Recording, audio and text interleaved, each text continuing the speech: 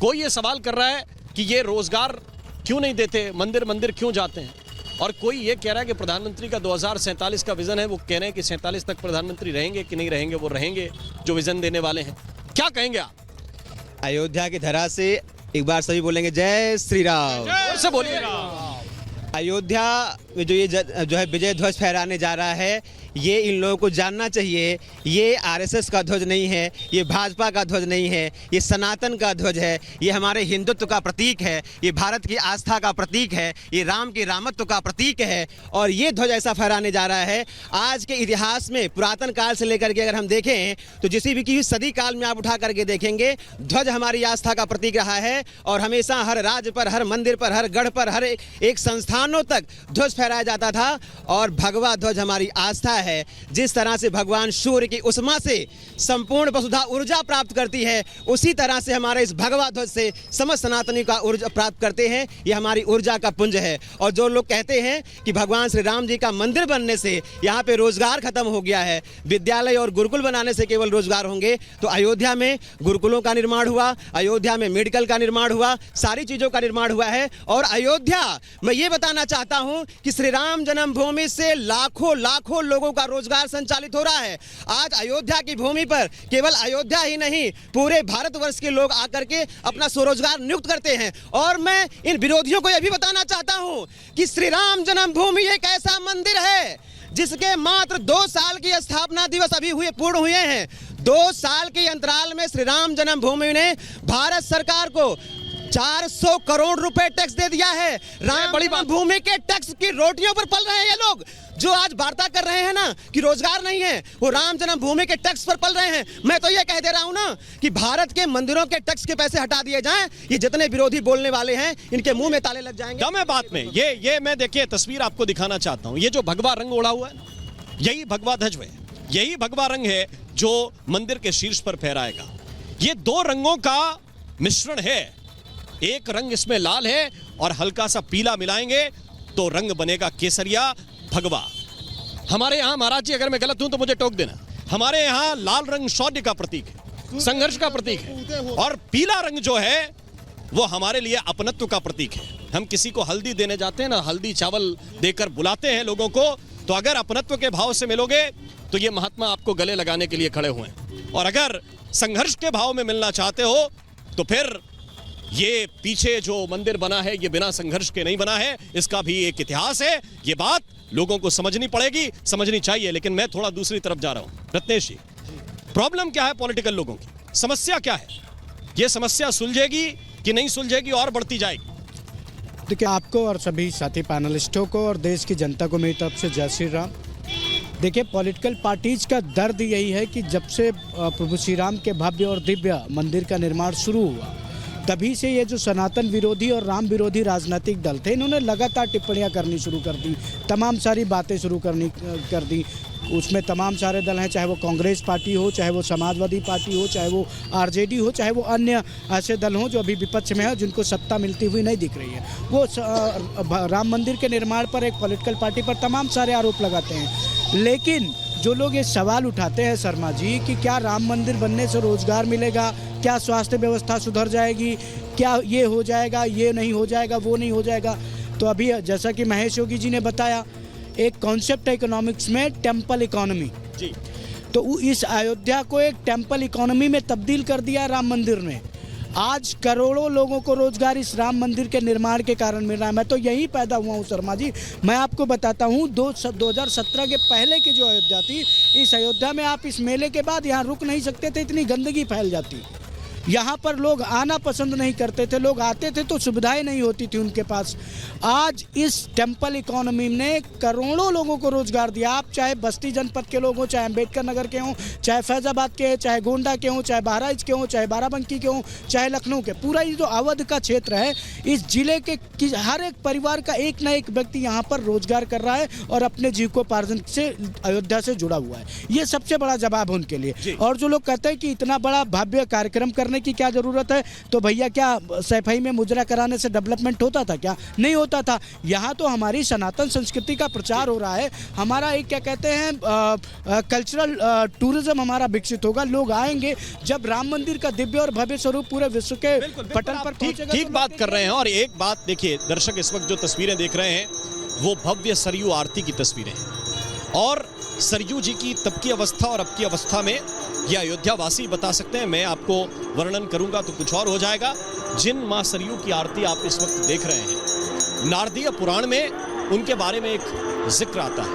उनके बारे में लिखा हुआ है कि मनवंतर सहस्त्रेस्तु काशी वासेन यत्फलम तत्फलम संवाप्नोति सरयू दर्शनम कृते।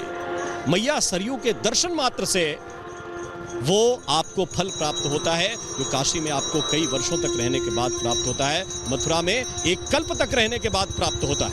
और ये तस्वीरें इसलिए महत्वपूर्ण हैं क्योंकि ये भी गौरव बढ़ाने वाली तस्वीरें हैं। और जिस इकोनॉमिक मॉडल का जिक्र कर रहे थे रत्नेश जी, वो भी अपने आप में बहुत महत्वपूर्ण है। तारिक अहमद लारी इस वक्त मेरे साथ जुड़ गए हैं, समाजवादी पार्टी के प्रवक्ता। तारिक अहमद लारी, क्या ये भाषाई संस्कार हैं हमारी संस्कृति के कि किसी के विजन पे बात करें और कोई नेता उसकी उम्र पे बात करे कि भाई तब तक जिएंगे कि नहीं जिएंगे, तब तक रहेंगे कि नहीं रहेंगे? क्या कहेंगे तारिक जी?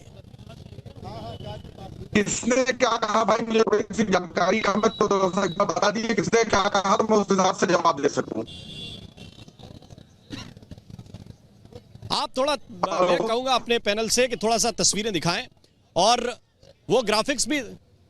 मैं बता रहा हूं तारिक अहमद जी आपको दिखा रहा हूं। एक पत्रकार ने सवाल पूछा कि 2047 का विकसित भारत का विजन है। आपके नेता अखिलेश यादव ने कहा कि क्या फालतू बात करते हो भाई, क्या फालतू बात करते हो? जो विजन देने वाले हैं वो तब तक रहेंगे कि नहीं रहेंगे? वो तब तक रहेंगे कि नहीं रहेंगे ये पता है क्या? अगर आपको लगता है कि ये ठीक बात है तो हम आगे बढ़ जाते हैं, और नहीं है तो अपनी बात रखिए।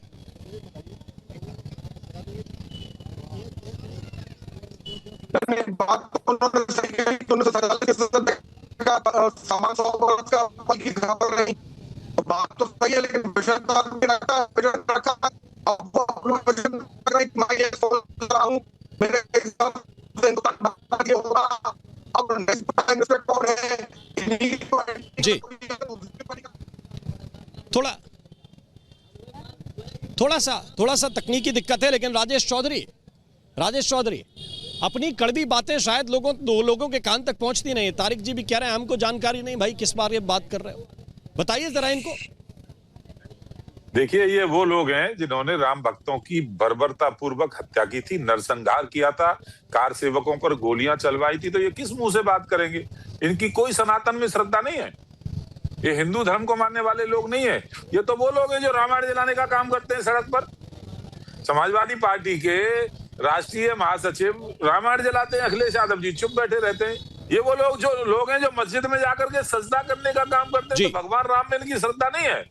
अब भगवान राम से संबंधित, अयोध्या से संबंधित जो भी विकास का काम होगा, जो हमारा श्रद्धा का काम होगा, पूजा का काम होगा, सम्मान का काम होगा, जिसमें देश और दुनिया के अंदर देश का नाम हो रहा होगा, उसमें इनको पेट में दर्द होगा गारंटी से। ये परेशान हो जाएंगे उसको सुन करके, क्योंकि ये लोग इस्लाम परस्त लोग हैं, ये लोग मुस्लिम तुष्टीकरण की नीति अपनाने वाले लोग हैं। ये लोग वो काम करेंगे जिससे इस देश का मुसलमान खुश हो और इनको झूम करके वोट डाले। ये तो हर चीज में वोट की राजनीति करने वाले लोग हैं। इन्हें हमारी श्रद्धा से मतलब नहीं है, हमारे सम्मान से मतलब नहीं है। तो ये इनको ये मतलब नहीं है कि अयोध्या में करोड़ों करोड़ सनातनियों की आस्था है। भगवान राम मुसलमानों के भी हैं, ये कोई बाहर से आकर के यहाँ नहीं बस गए, ये भी राम के वंशज हैं, पर स्वीकार नहीं करेंगे।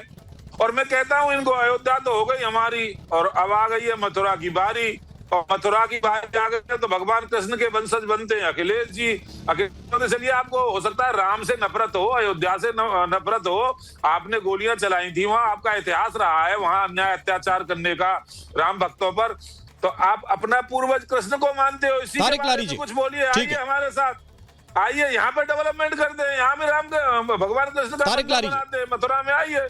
तो उसमें भी नहीं बोलेंगे, केवल और केवल वोट की राजनीति करने का काम ये लोग करेंगे। तारिक लारी जी, जी जी जी, तारिक भाई बोलिए।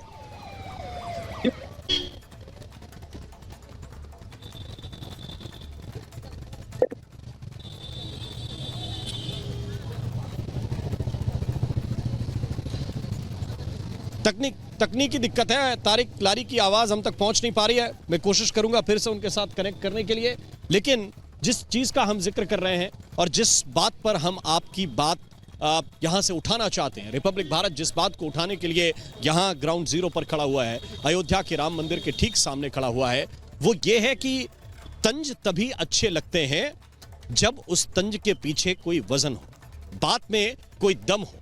लेकिन अगर आप सामने दिखी हुई चीज, ये तस्वीर थोड़ा सा दिखा दीजिए पीछे की, मैं ये दिखाना चाहता हूं। देखिए सामने दो बातें लिखी हुई हैं और ये दोनों बातें दर्शकों को इस वक्त देखनी चाहिए। मैं फिर लोगों से संवाद भी करूंगा। एक लिखा हुआ है कि जाति पाति पूछे नहीं कोई, हरि को भजे सो हरि को होई।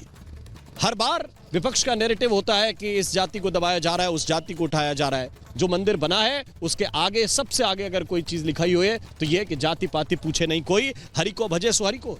और दूसरा, थोड़ा सा दादा इधर हो जाइए, मैं दिखा देना चाहता हूं कि हम राम जी के और राम जी हमारे। अब हम राम जी के और राम जी के हमारे में मुझे ये लगता है, थोड़ा सा उमेश भाई इधर आ जाइए, कि मुझे ये लगता है कि इसमें हर व्यक्ति कह सकता है कि हम राम जी के और राम जी हमारे। हम राम जी के और राम जी हमारे कहने में किसी को कष्ट होना ही नहीं चाहिए। अगर यहां लिखा होता कि राम जी भाजपा के और भाजपा हमारी, मैं यहां डंके की चोट पर सवाल उठाता। लेकिन अगर हम राम जी के और राम जी हमारे, तो कोई भी बोले, सपा के लोग बोले, कांग्रेस के लोग बोले, बीएसपी के लोग बोले, बीजेपी के लोग बोले, जिसका मन करे वो बोले। अब ये बात तारिक लारी साहब जो मैंने आपसे पूछी थी कि एक चीज ये है कि आप किन संस्कारों को बताने की कोशिश कर रहे हैं, और दूसरी कि आपकी भाषा किस स्तर की है। आपके एक नेता इटावा के सांसद हैं, वो सवाल पूछ रहे हैं कि ये आरएसएस का ध्वज लहरा रहे हैं कि देश का ध्वज लहरा रहे हैं प्रधानमंत्री। दूसरी तरफ ये अखिलेश यादव कह रहे हैं कि 2047 तक वो रहेंगे कि नहीं रहेंगे। मुझे दोनों बातों पर आप जवाब दीजिए। कहे हैं कि राम जी हमारे, हम राम जी के, तो मैं कहूंगा माता रानी की जय। ओम जयंती मंगला काली भद्र काली कपालिनी दुर्गा क्षमा शिवा धात्री स्वाहा सदा नमस्तुते। मैं भगवान शंकर की जय बोलूंगा। मैं उनका कहूंगा श्वेतांगम श्वेत वस्त्रम श्वेत चंद्रम विभूषितम नीलकंठम चंद्राहिधरे देवाधिदेवम नमस्तुते। मैं कृष्ण जी की जय बोलूंगा और कहूंगा यदा यदा ही धर्मस्य ग्लानिर्भवति भारत अभ्युत्थानम अधर्मस्य तदात्मानं सृजाम्यहं परित्राणाय साधूनां विनाशाय दुष्कृतां धर्म संस्थापनार्थाय संभवामि युगे युगे। जरूरी है मैं राम जी को पूछूं? जरूरी नहीं है, बिल्कुल जरूरी नहीं है। शैव अलग है, शाक्त अलग है और राम जी के भक्त अलग है। हर आदमी हर जगह एक कम्युनिटी बटी हुई है। के भक्त हैं? अरे नहीं लारी जी, आप शिव के भक्त हैं। हम तो सर भारत के भक्त हैं, इस देश के भक्त हैं और इस देश की आप जो बात कह रहे हैं मुझे बताइए कि आप राम जी नहीं लेंगे, कोई जरूरी नहीं। मैंने कह दिया कि जरूरी नहीं, आप शिव के भक्त हैं। शर्मा जी, मैं माँ लक्ष्मी माता रानी का भक्त हो सकता हूँ, आदि शक्ति जगदम्बा माई का भक्त हो सकता हूँ, मैं भगवान शंकर का भक्त हो सकता। अरे